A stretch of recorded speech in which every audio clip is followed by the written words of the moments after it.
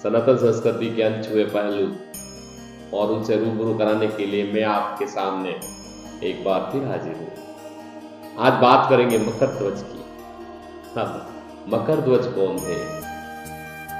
ये एक प्रश्न आपके मन में उठेगा, तो इसके उत्तर आज मैं आपको दे रहा हूँ। मकर ध्वज भगवान शिव के अवतार पवन पुत्र हनुमान, महाबली, केसरी नंदन, आंजनेय पवन पुत्र के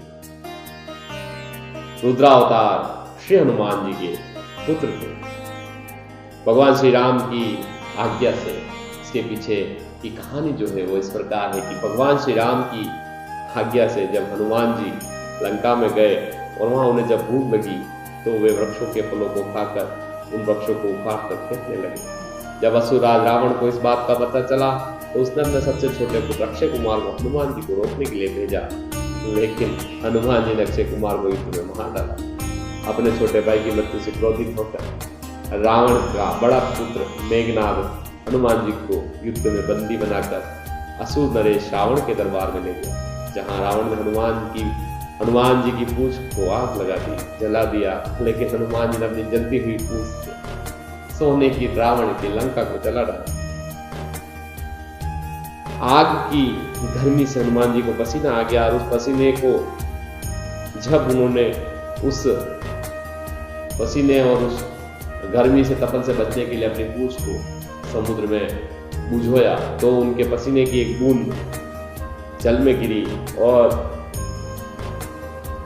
उस पसीने को खाद्य समझकर एक मछली ने ग्रहण कर लिया, जिससे मछली गर्भवती हो गई। एक दिन वह मछली पाताल लोक जा पहुंची, जहां अहिरावण और महिरावण के सेवकों ने उस मछली के पेट को चीर दिया, जिसमें से एक शिशु निकला, जिसके शरीर का ऊपरी हिस्सा वानर का और निचला हिस्सा मछली का।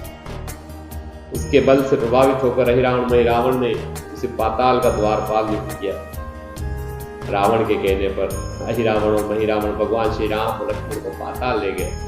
वहां जहां वे उन दोनों की बलि देने के लिए तैयार हुए तो हनुमान जी पाताल लोक में जा पहुंचे। वहां उन्हें एक रक्षक दिखाई दिया जो आधा वानर और आधा मछली था।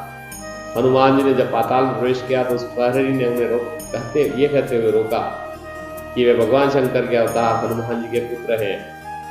हनुमान जी ने उन्हें बताया कि वे ही हनुमान हैं। तो मकर ध्वज ने अपने पिता को प्रणाम किया और उन्हें भीतर जाने दिया। भीतर जाते ही हनुमान जी ने पंचमुखी रूप लिया। यह रूप गरुड़, नरसिंह, हयग्रीव और वराह का मिश्रित रूप था और उन 5 दियों को एक साथ बुझाया, जिससे अहिरावण और महिरावण के प्राण जिसमें स्थित थे। उनके मरते ही हनुमान जी ने अपने पुत्र मकर ध्वज की मुलाकात भगवान श्री राम से करवाई और उन्हें धर्म की राह पर चलने की प्रेरणा दी और साथ ही मकर ध्वज को पाताल का राजा नियुक्त किया और हनुमान जी वापस युद्ध क्षेत्र में आ गए। इस प्रकार हनुमान जी बाल ब्रह्मचारी होते हुए भी पुत्र के पिता कहलाए। ऐसी ही रोचक और चोचक जानकारियों के लिए सनातन धर्म से जुड़े और मेरे YouTube चैनल को लाइक, शेयर और कमेंट करके मेरा हौसला जरूर बढ़ाएं। जय राम, जय जय राम, जय श्री राम।